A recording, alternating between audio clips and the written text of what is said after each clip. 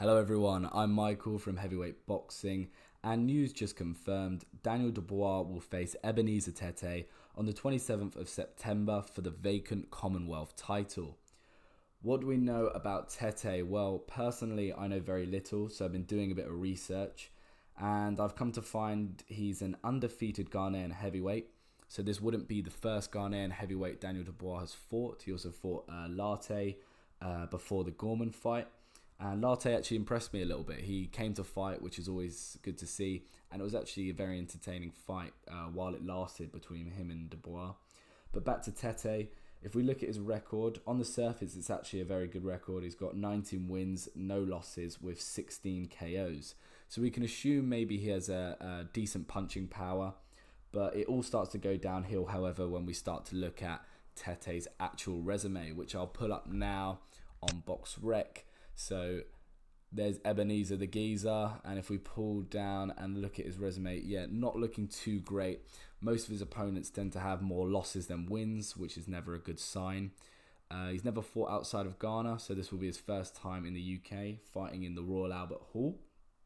So yeah, not a great start with looking at Tetteh, but I decided to give him the benefit of the doubt and thought maybe if I could find some clips on YouTube to see his performances, see some of his fights, it may change my mind. So I was actually able to find his most recent fight, which was against this man here, Jones Kashiray. I'm probably butchered that, so sorry to my Ghanaian fans out there. Please correct me in the comments if I've said that wrong. But here's the fight. So I watched the whole fight, and yeah, not really impressed by this Ebenezer at all. The best way to describe this whole kind of setup or whole fight was just amateur in regards to the level of the boxing. Not saying amateur boxing is bad, but I mean amateur in the sense of lower level. So the boxing was poor. Ebenezer's technique was slow, and just his overall boxing technique was very poor.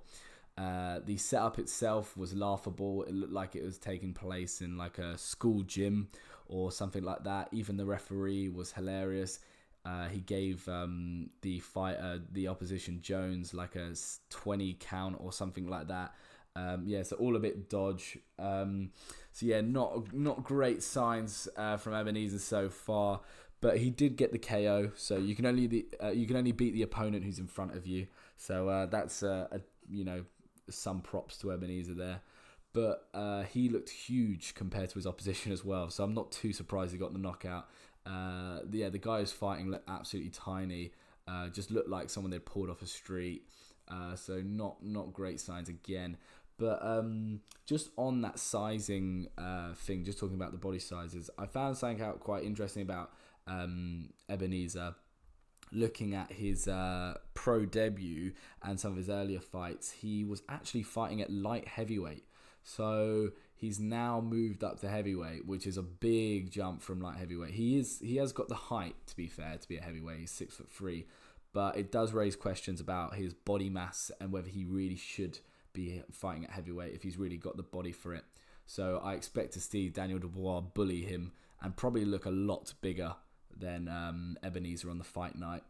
But moving on now to my overall prediction, and my prediction for this fight is pain. I think Dubois might actually kill this guy. Honestly, I really don't give this Ebenezer any sort of chance going into this fight. I reckon Dubois will put him away in probably 2 rounds, maybe even 3 if Dubois decides to show him some mercy or wants to drag the fight on a little bit for the the fans, sorry. But I really don't see the fight going very far at all. This then leads us to the question of whether we should criticize Frank Warren and Daniel Dubois for taking this fight, if it's going to be such an easy one and so easy for us to predict. And it's a difficult one. Yes, we probably should a little bit, because Daniel Dubois has been fighting decent opposition. I thought Latte was an alright fighter, and definitely Nathan Gorman is up there in top 10 British heavyweights for sure. So it's a bit of a shame really to see such a drop in level of opposition, and I do believe Ebenezer is lower than both of those fighters. Definitely Nathan Gorman, but even Latte, to be honest. So yeah, I'm a bit annoyed in that sense. I would like to see Daniel Dubois continue to progress with level of opposition, but that's clearly not the case. But then again, I'll give Daniel Dubois the benefit of the doubt. He did just have a very difficult fight against a very game Nathan Gorman, and also I know what kind of promoter Frank Warren is. He likes to bring his fighters from British titles to Commonwealth to European and then eventually World.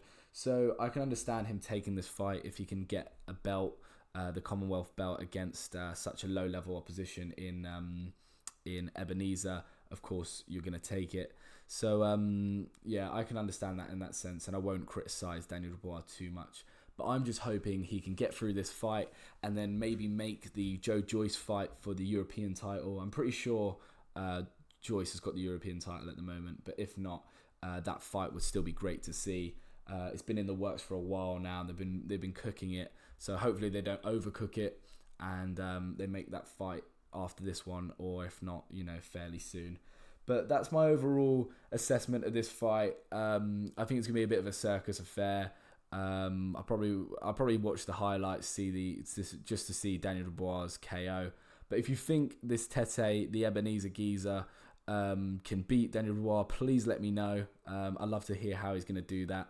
But please drop a like and subscribe if you enjoyed. And thank you very much for listening. Goodbye.